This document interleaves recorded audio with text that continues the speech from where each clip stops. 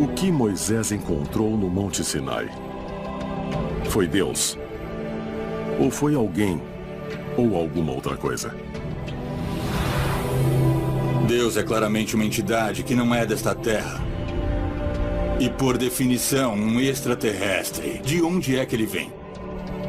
Nós precisamos reconhecer que quando os antigos estão falando de Deus, não há outro termo que nós possamos usar para descrever essas experiências, a não ser como extraterrestre. Nos textos antigos da Suméria, existem descrições de seres que desceram dos céus e que se chamavam Anunnakis. A palavra Anunnaki significa aqueles que vieram dos céus. Ela diz, literalmente, que esses seres desceram dos céus em veículos voadores. E nós encontramos descrições e também imagens dos Anunnakis. E podemos vê-los em estátuas e em gravações. E é mesmo muito interessante ver que esses seres parecem ser viajantes espaciais modernos com trajes estranhos. Alguns usam relógios de pulso, eles vestem botas e capacetes, mas, acima de tudo, asas. E sempre foram descritos ou retratados flutuando acima de todas as pessoas comuns. Então, a pergunta é, quem eram os Anunnakis? De acordo com a hipótese do astronauta antigo, eles eram viajantes espaciais que visitaram a Terra num passado remoto. Para mim, quando eu leio o Gênesis, é exatamente a ideia de uma visitação extraterrestre. Tenho certeza de que há um Deus, não há dúvida disso, que há um poder superior. Mas em algum ponto da história, extraterrestres vieram a este planeta, nos criaram, talvez até terraformaram o planeta para que fosse adaptável à vida. Quando lemos os mitos de criação pelo mundo, uma das coisas que encontramos em todas essas histórias é a ideia de que os deuses buscaram criar um ambiente estável na Terra. A história do Gênesis pode ser vista como um guia passo a passo da terraformação da Terra. No primeiro dia, Deus e os deuses criaram o universo. No segundo dia, os deuses criaram o firmamento. Isso é descrito como uma cúpula ou uma fronteira separando o céu da terra.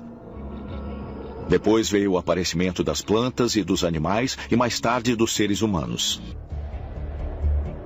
Eu sempre disse que a Terra é um planeta de experimentação.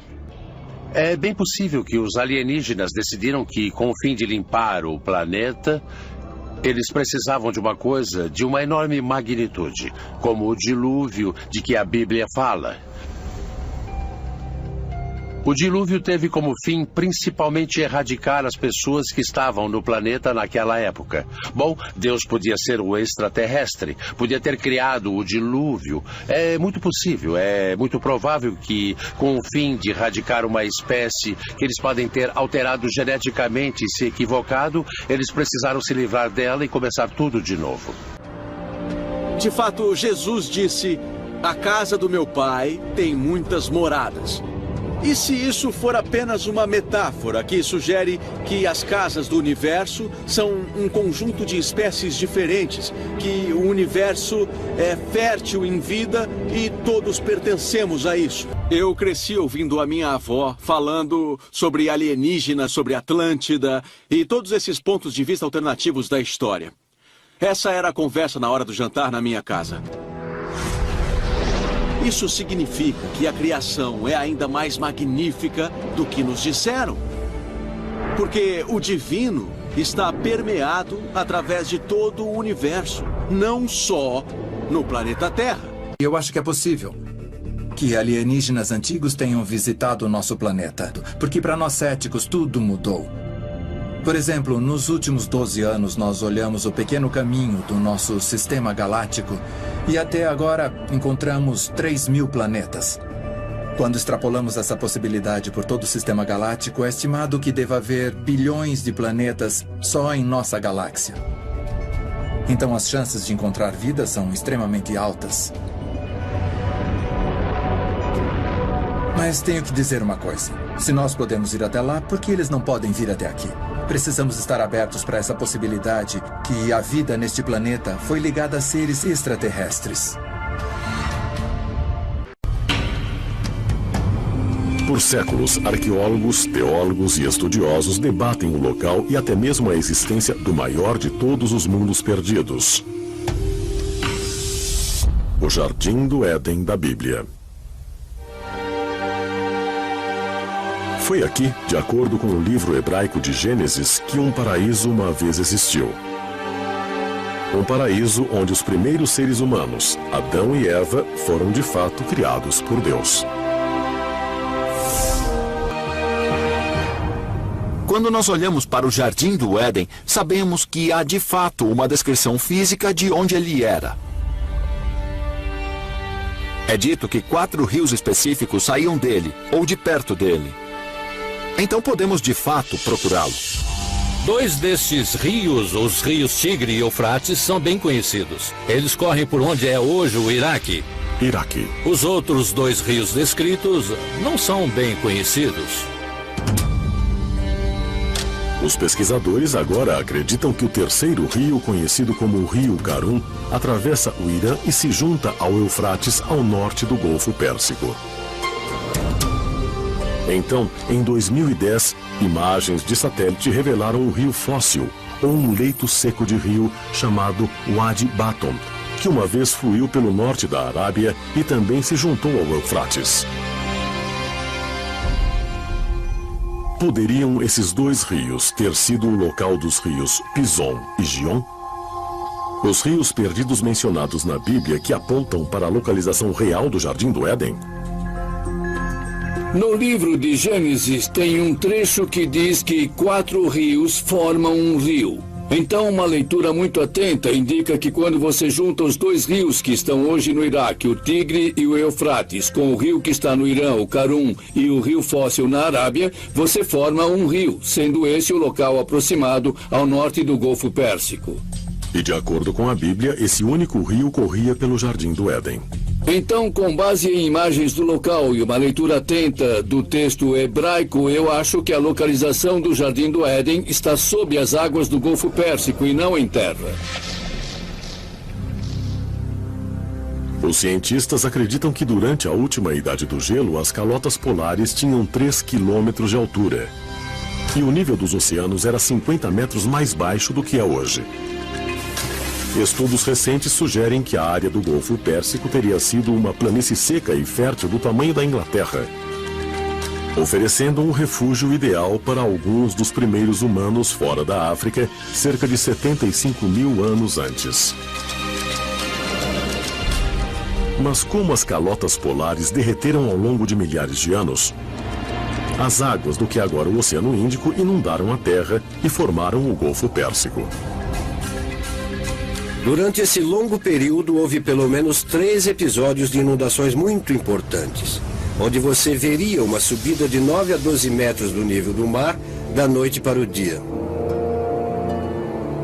Será que uma grande inundação, talvez a descrita na história bíblica da Arca de Noé, foi mesmo a responsável pelo desaparecimento do chamado Jardim do Éden? Mas que a prova pode ser encontrada ao se estudar textos sumérios antigos. Mesopotâmia. A mais antiga civilização conhecida da Suméria é de 5.000 a.C. e seu primeiro assentamento no sul da Mesopotâmia foi chamado Eridu. Os sumérios antigos têm uma história maravilhosa. Eles acreditavam que viviam em uma área que era mais ao sul da Suméria da época. E nós sabemos disso porque eles disseram que saíram do mar. Escritos cuneiformes antigos que sobreviveram em tábuas de argila sugerem que os sumérios foram levados para Eridu por seu deus Enki. Os textos cuneiformes também descrevem uma raça alienígena chamada Anunnaki, que veio à Terra e criou o primeiro homem moderno.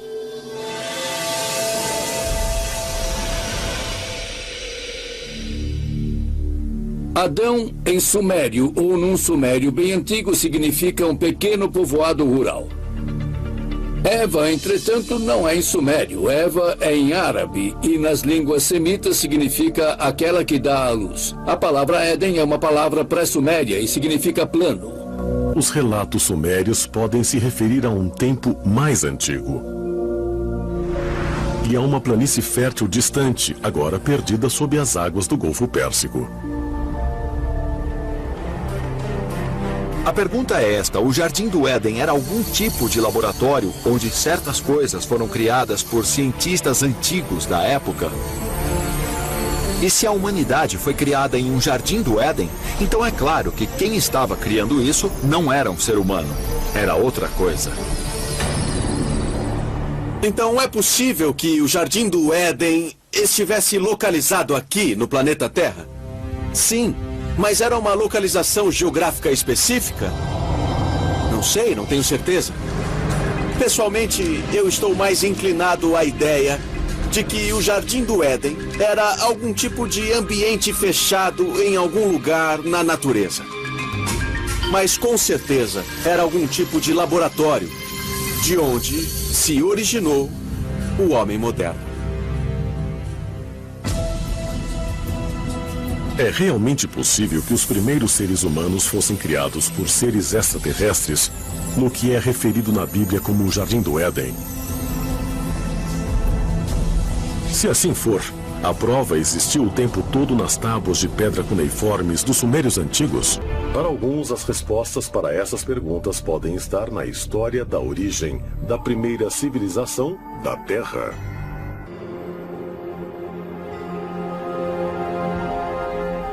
Mossul, Iraque, 1849.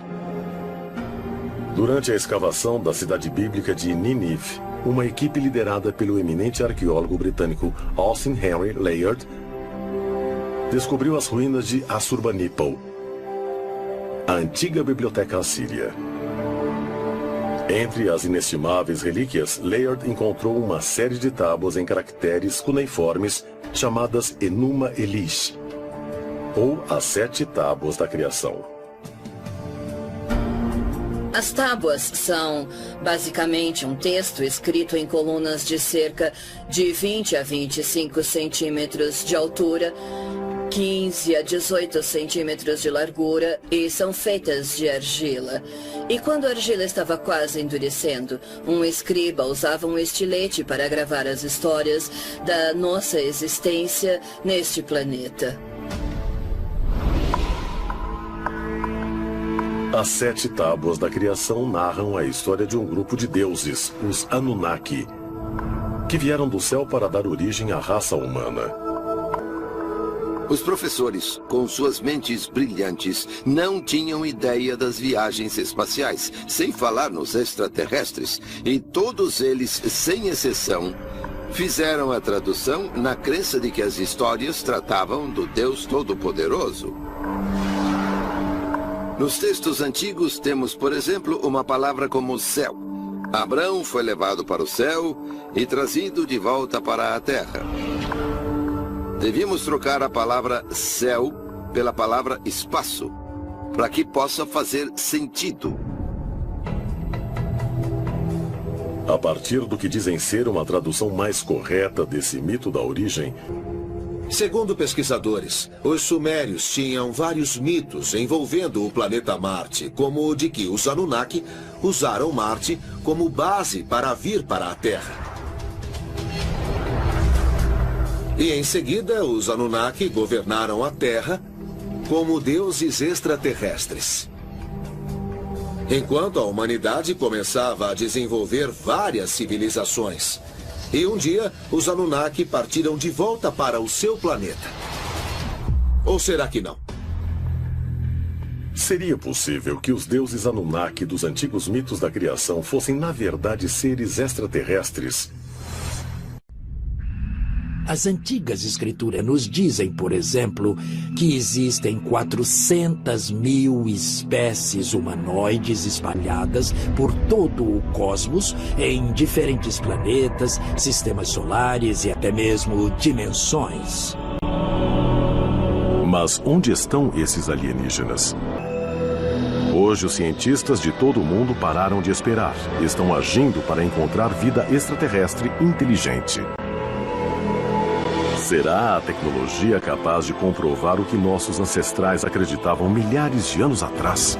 A maioria dos cientistas da NASA concordam que explorações futuras do espaço vão descobrir vida em outros planetas. Mas elas também poderiam revelar provas de que os deuses da antiguidade eram, na verdade, extraterrestres. Os antigos egípcios acreditavam que de Sírius e de Órion vieram seres na forma de humanos, Osíris e Ísis, que incitaram a raça humana. Essa versão combina metaforicamente com o que sabemos de astrofísica. Sabemos que somos produto de estrelas. Somos literalmente feitos de estrelas. Segundo a mitologia egípcia, os deuses desceram do cinturão de estrelas de Órion e de Sírius, a estrela mais brilhante do céu. Sírius e Órion são de grande importância, porque representam Ísis e Osíris, o deus e a deusa de quem a civilização egípcia e, afinal, qualquer civilização humana nasceu. Então, para os antigos egípcios, Osíris era Órion. A constelação era a personificação do grande deus Osíris, que estava sempre acima de nós, nos olhando de cima para baixo e sempre nos julgando. Afinal, era ele a decidir se teríamos a vida eterna ou se seríamos reciclados de volta à massa espiritual para começar tudo de novo. Para os antigos egípcios, era muito claro que Órion se ligava com a criação. Especificamente a criação mágica. Se aceitarmos o que nossos ancestrais diziam, vemos a verdade que Órion representa. E isso tem a ver com a criação mágica. E criação, naquele tempo, se ligava aos deuses. Órion e Osíris eram iguais no Antigo Egito. Os egípcios acreditavam que Osíris iria retornar de Órion um dia. Cada cultura da antiguidade tinha esse conceito de que alguém vai retornar um dia. Ainda esperamos o retorno de alguém.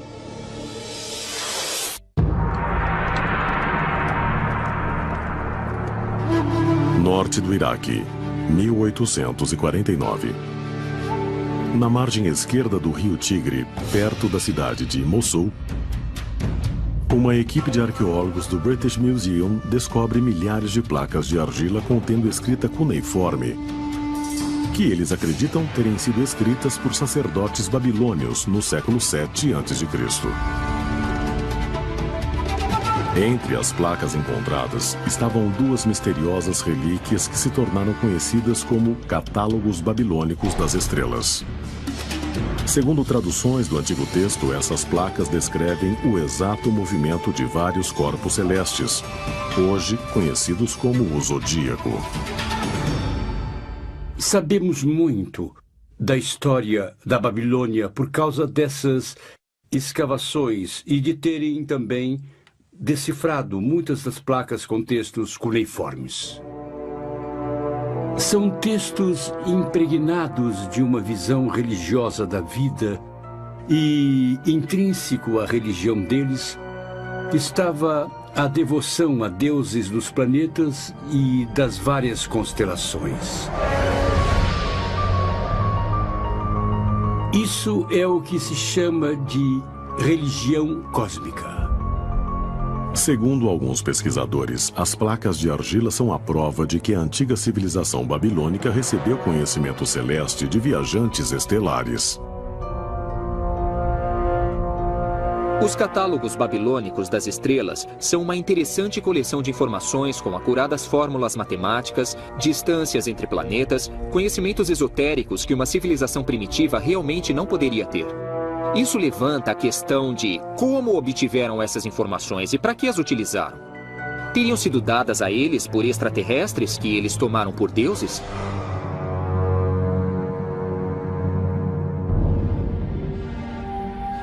Como em muitas culturas antigas, os babilônios descrevem Órion tanto como constelação quanto como ser supremo. Nos escritos deles, Órion é chamado de o leal pastor dos céus e o Deus-chefe de reinos celestes. Seriam esses registros mais uma prova que liga o homem a seres extraterrestres? Para os babilônios, a constelação de Órion era chamada Sipasi-Ana, que quer dizer pastor de Anu. Normalmente traduziríamos isso por pastor do céu, porque Anu era visto como Deus do céu. Se voltarmos ainda mais, vamos achar uma antiga representação de Órion em forma que mais parece um pássaro e com referência a ele como mensageiro. Será possível que o que temos aqui é uma descrição rudimentar de um tipo de dispositivo de comunicação interestelar? Estariam os católicos babilônicos potencialmente documentando uma antiga estação espacial extraterrestre orbitando a Terra, habitada por antigos alienígenas vindos de Órion?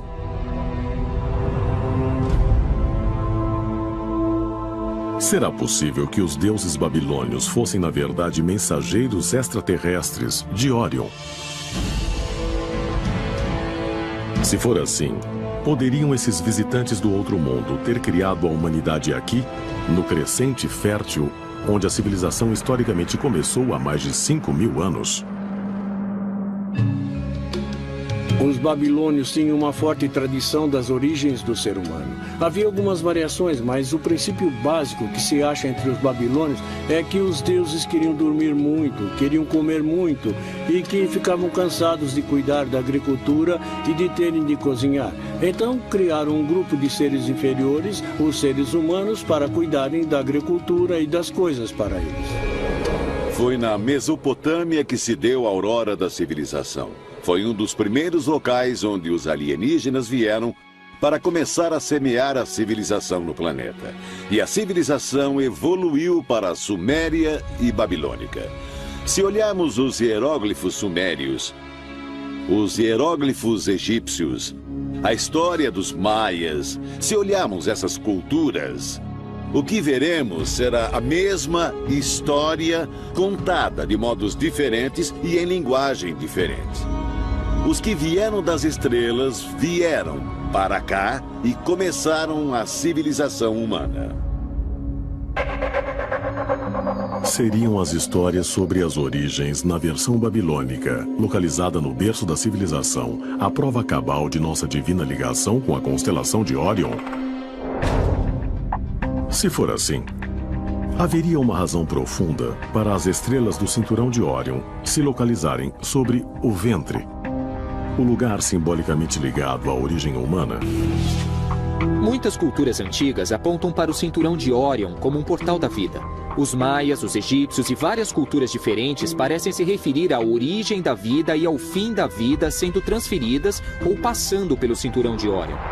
Haveria um tipo de semeadura da vida aqui na Terra e uma conexão com a constelação de Órion. Parece que havia uma consciência geral nos povos da antiguidade. Um sentido de que Órion estaria no coração de nossa galáxia. A próxima pergunta que nós devemos tentar responder é esta. É possível que esse lugar, que é nascedouro de estrelas, também nos permita estabelecer algum tipo de conexão com outras criaturas inteligentes de fora desse universo? Considerando que a nebulosa de Órion é um nascedouro de estrelas, seria possível o cinturão de Órion literalmente marcar o lugar na galáxia onde a vida da Terra começou? E se viemos de Órion, como sugerem algumas culturas antigas, haveria algum meio de fazer nossos criadores extraterrestres voltarem? Quando se vêem as correlações entre Órion, o que isso parece mostrar é que nós viemos de Órion, é de lá que vieram os extraterrestres. E se nós tivermos de ir a Órion, o que acharíamos lá provavelmente seria um planeta muito, muito similar à Terra. –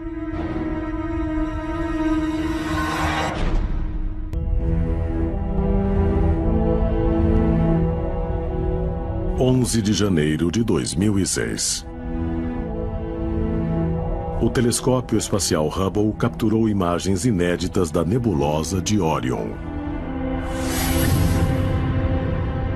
Uma grande formação estelar a 1.500 anos-luz da Terra.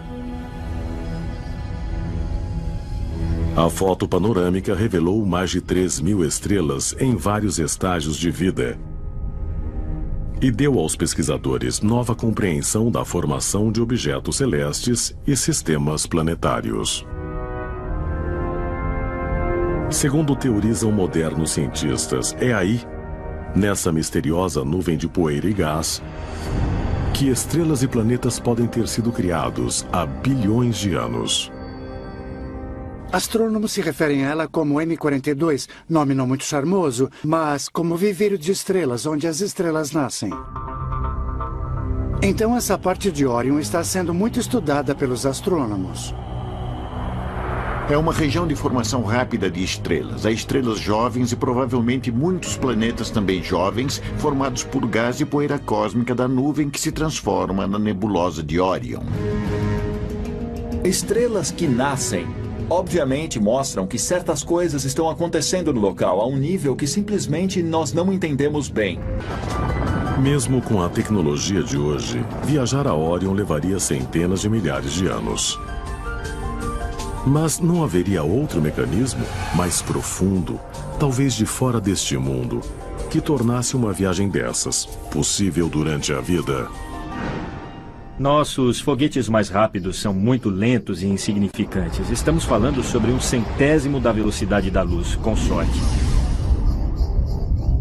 Qualquer objeto que lançarmos para fora do sistema solar levará milhares de anos para chegar à estrela mais próxima.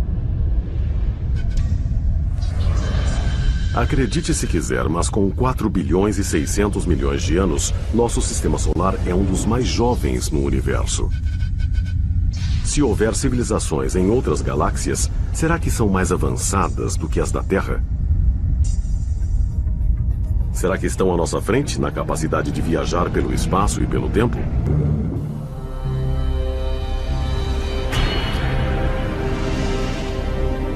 Eu acredito na viagem no tempo. Acho que nada vai ser impossível para nós no futuro. Mesmo o que achamos uma loucura total vai acontecer. O que quer que os humanos venham a pensar, calcular e até fantasiar, um dia vai se tornar realidade. Às vezes eu me pergunto se esses OVNIs não são de viajantes do tempo, da nossa própria espécie do futuro. E se for assim, como chegaremos lá? E o que ou quem vamos encontrar quando chegarmos?